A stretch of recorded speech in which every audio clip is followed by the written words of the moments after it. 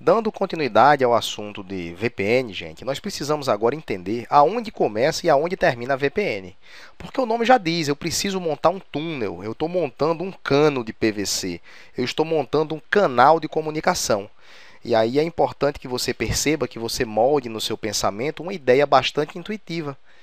E aí eu te aconselho a pensar da seguinte maneira: dois extremos que estão interligados por um canal de comunicação. Pode ser um cordão, pode ser um cano de PVC, pode ser qualquer imagem que você monte. Mas é interessantíssimo que você faça essa associação de palavras e imagens. Então, a primeira forma que nós vamos trabalhar, o primeiro pensamento que eu quero que vocês tenham, é o primeiro tipo de VPN, que é a VPN Gateway to Gateway. Ou seja, é uma que liga um extremo de uma rede ao extremo de outra rede. Seria algo mais ou menos assim. Nós temos aqui duas redes.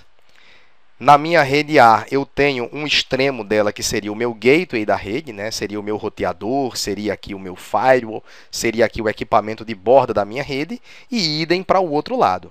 Obviamente que eu vou ter que montar um túnel criptográfico unindo esses dois ambientes, e esse túnel criptográfico vai ser montado de gateway para gateway, ou seja, eu tenho a minha rede 1, permeada por computadores, por elementos, por dispositivos de rede, e eu tenho também aqui a minha rede 2, permeada também com os seus respectivos equipamentos. Ocorre que eu não estou ligando nenhum equipamento diretamente com outro equipamento através de um túnel criptográfico, muito pelo contrário. Eu estou utilizando a ligação do gateway da minha rede esquerda com o gateway da minha rede da direita, ou R1 e R2, respectivamente.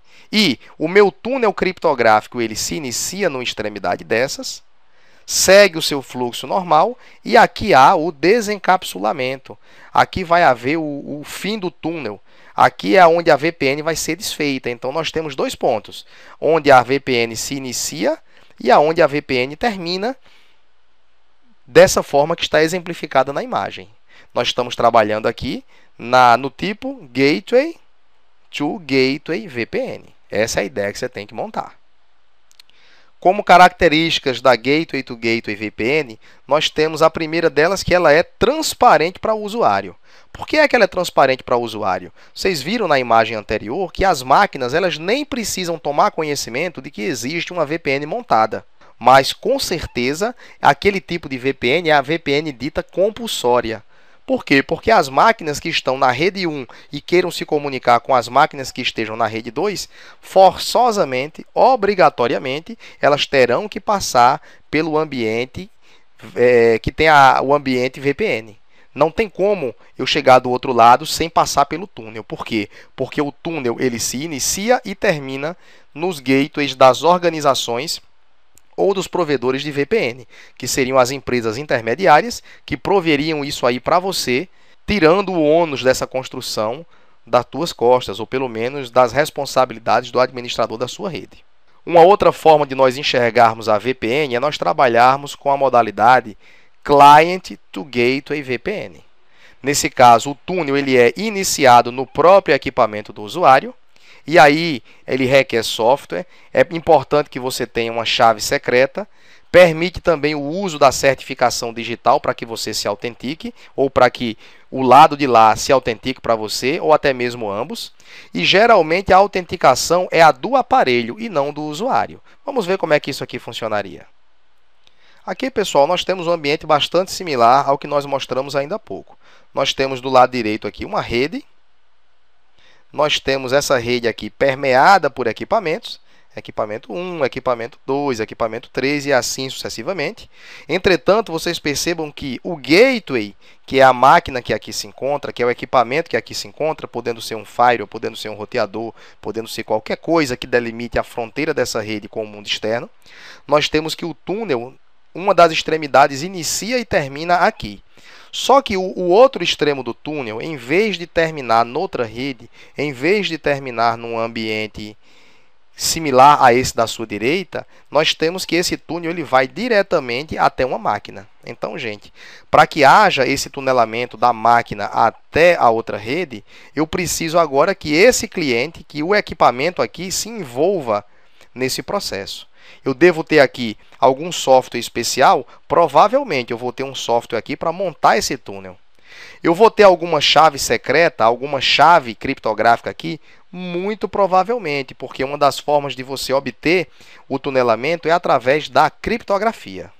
A certificação digital vai ser importante? Com certeza. Eu preciso garantir também a autenticidade. Como é que esse ambiente da direita vai se precaver, vai se proteger contra uma identidade forjada? Como é que ele vai ter a certeza de que essa máquina que aqui se encontra é quem realmente diz ser? Então, nós temos aí que permite o uso da certificação digital. E, geralmente, pessoal, quando nós montamos esse tipo de VPN, a autenticação é do aparelho, né? Não é do usuário que aqui se encontra. Por quê? Porque o certificado digital ele fica instalado dentro do equipamento. Não é a regra que você tenha um token inserido por cada usuário que vai usar essa máquina para montar o túnel. Apesar de ser possível, não é a regra, ok? Então, esse aí seria o Client to Gateway VPN. Essa é a VPN que nós acabamos de mostrar. Se você olhar a grande parte das literaturas, elas vão mostrar para você o primeiro exemplo, que é o Gateway to Gateway, o segundo exemplo, que é o Client to Gateway, e aqui, pessoal, nós temos a Client to Client, que nem toda literatura mostra isso daqui. Mas, obviamente, que nós temos que usar aquela máxima, né? O pessoal do direito utiliza ela com bastante recorrência, que é aquela história. Quem pode o mais, pode o menos. Se eu posso ligar um gateway a outro gateway, e se eu posso ligar um client a um gateway, por que cargas d'água eu não posso ligar um client a um client? Obviamente que eu posso fazer isso aqui sim. E como se daria? Dessa forma. Nós temos aqui dois computadores e o túnel criptográfico ele começa no computador A e se estende até o computador B. Pronto. E aí, pessoal, nessa conjectura aqui nós temos um cliente se conectando diretamente a outro cliente. Eu não tenho um cliente se conectando a um gateway, nem um gateway a um cliente. Eu tenho um cliente diretamente para o outro cliente. Então, nós temos aqui, né, o client to client. É importante a gente perceber que existem aplicações práticas disso, tem inúmeras. Por exemplo, o software TeamViewer, desenvolvido pela HP de gerência remota. Você instala um software numa máquina, a outra instância do software você instala noutra máquina, e aí você tem essa comunicação client to client, ok? Que aí a gente tem esse Remote Access VPN, que requer uma autenticação forte, ele é usado como forma alternativa de acesso remoto. E o túnel, gente, ele pode se iniciar tanto no cliente, como também ele pode se iniciar no provedor de acesso. O local ele não é fixo, ele não é montado numa localidade específica. E aí você usa um protocolo PPP até o provedor para você fazer o seu processo de autenticação. Tá? Daqui a pouco nós conversaremos sobre esse protocolo daqui, que ele é um protocolo usado para autenticação. Entretanto, ele não provê as outras primitivas criptográficas na prática. Na prática, ele é usado somente para autenticação no primeiro momento, onde o protocolo IP ele não está implementado. Então, gente, resumindo aqui esse nosso slide, nós temos que os tipos de VPN. Nós temos o Gateway to Gateway, o Client to Gateway. Quem pode o mais, pode o menos. Nós temos também o Client to Client. E de forma alternativa, nós temos aí o Remote Access VPN, para que você possa fazer também um acesso remoto, sempre através de um canal protegido, de uma rede privada virtual, em todos os casos, ok? E nesse contexto, pessoal, onde é que nós montamos a nossa VPN? Olha, primeiramente, eu preciso mostrar para vocês que eu vou tomar como exemplo aquele modelo de 5 camadas que o Tannenbaum utiliza para especificar a pilha TCP/IP. Lembrando que a pilha TCP/IP, a arquitetura TCP/IP, ela não possui essa camada física.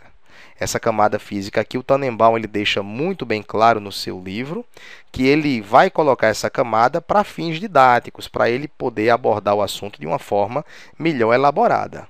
Mas, já aproveitando o ensejo dessa imagem, é preciso que nós entendamos que as bancas já estão começando a cobrar a pilha TCP/IP sendo composta não somente daquelas 4 primeiras camadas, mas também dessa última camada aqui, quer dizer, última na abordagem top-down, que seria a camada física. E aí fica a dica para que você fareje bem na questão que ele quer. Então, pessoal, observe o seguinte. Eu posso estabelecer VPN nas mais diversas camadas. Vamos começar de baixo para cima. Na camada 2, pessoal, na camada 2 eu tenho vários protocolos para que eu monte a VPN. Como, por exemplo, eu tenho o protocolo PPTP, que é o Point-to-Point Tunneling Protocol, o L2TP, que é o Layer 2 Tunneling Protocol, o L2F, o VTP e outros protocolos na camada 2. Nós estudaremos alguns deles, mas não nos ateremos com muita ênfase nessa camada, porque nós vamos ver que existem sérias motivações para que eu não faça o estabelecimento da VPN nessa camada. Então, não é recomendável que você estabeleça VPN na camada 2. Nós vamos entender o porquê. Entre a camada de rede e a camada de enlace, nessa brecha, que é entre a turma chama, né, de camada 2,5, você tem aqui um protocolo que é o Multi-Protocol Label Switching. Então, aqui nós temos um protocolo que ele nem é de camada 2, nem é de camada 3. Muito pelo contrário, ele é um protocolo independente de qualquer protocolo de camada 2 e de qualquer protocolo de camada 3.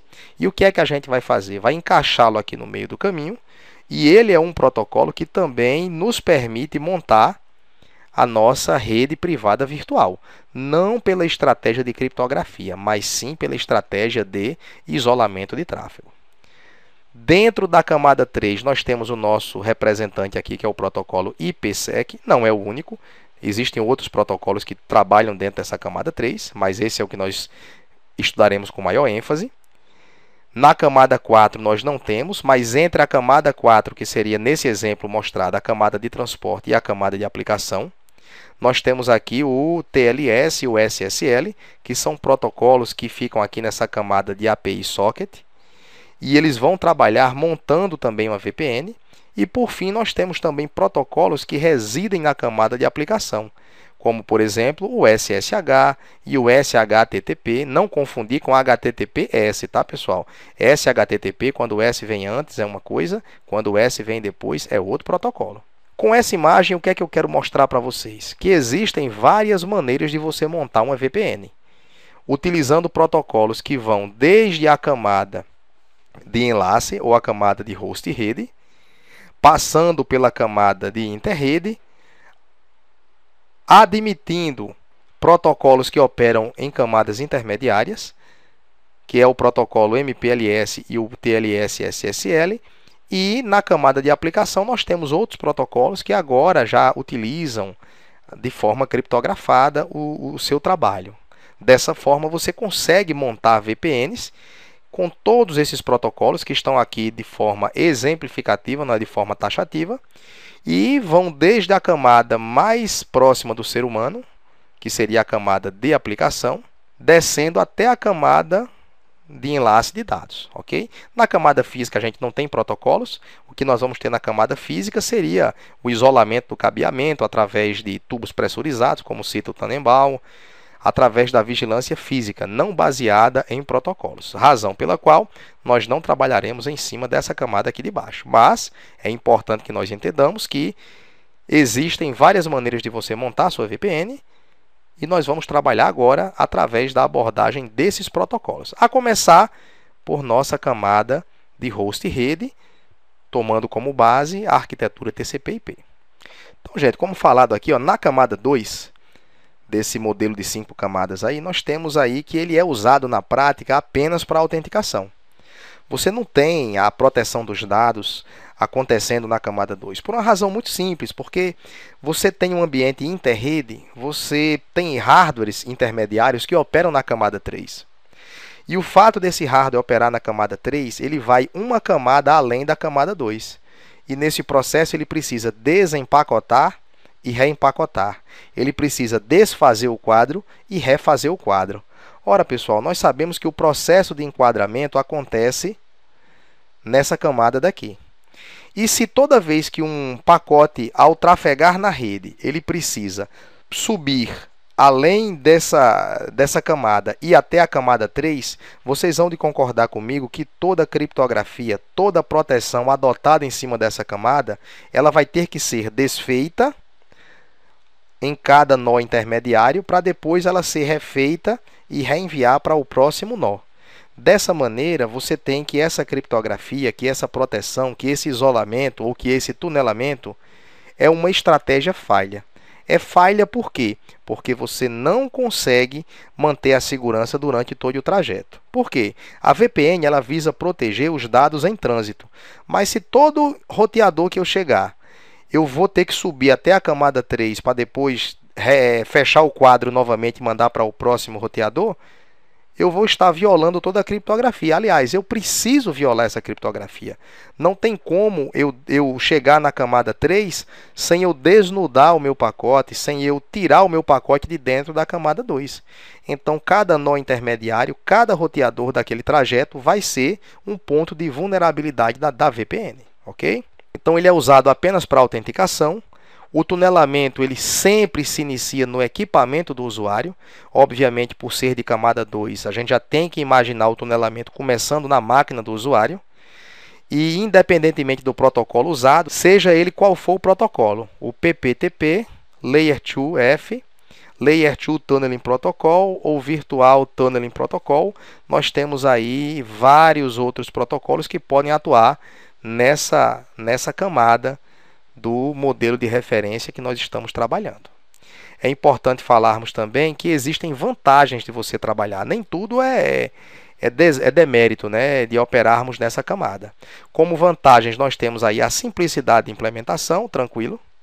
Nós temos também a compressão, que é possível você admitir nessa camada. A codificação já é completa na camada 2, você não tem muita coisa a inventar. E a inicialização bidirecional do tráfego. Você não precisa inicializar o tráfego num sentido e depois inicializar no outro. Nós veremos daqui a um pouquinho que no protocolo IPsec, que opera na camada 3, o que acontece é exatamente isso. As associações de segurança que são montadas, elas são unidirecionais. Já na camada de enlace, os protocolos da camada de enlace, por natureza, eles são bidirecionais, o que facilita bastante a implementação nessa segunda camada. Outra coisa que é importante nós frisarmos são as desvantagens dessa tecnologia quando operamos aí na camada de enlace. Por exemplo, cita-se aí a padronização em desenvolvimento desses protocolos de camada 2, a pouca escalabilidade, a pouca segurança e a pouca confiabilidade. Nós já vimos que a cada ponto intermediário no ambiente interrede, o meu pacote ele precisa ser o pacote lato sensu, estou falando aqui de uma forma mais abrangente. Nós sabemos que o pacote ele pode ser tanto a espécie da PDU da camada 3, como ele pode ser também o gênero, uma forma genérica de você trabalhar as diversas PDUs. Então, o quadro da camada 2 ou o pacote de forma geral, ele tem que subir até a camada 3. E para que ele suba até a camada 3, ele tem que perder as características de camada 2.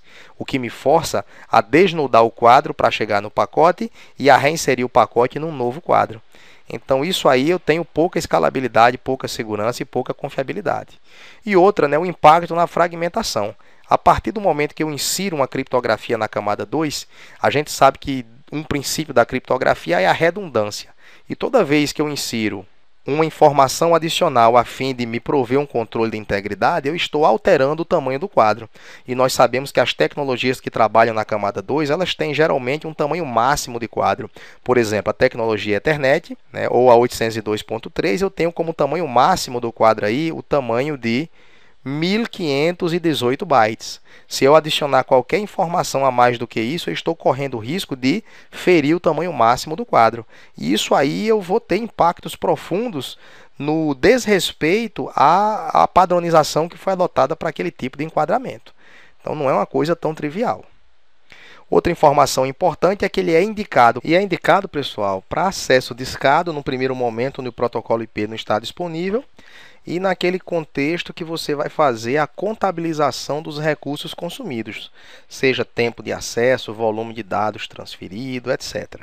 Por quê? Porque isso é uma característica inerente aos protocolos AA, que é de autenticação, authorization and accounting, né, que são os 3 As aí, que é a autenticação, autorização e accounting, que é o processo de contabilização. É para isso que ele serve, ok?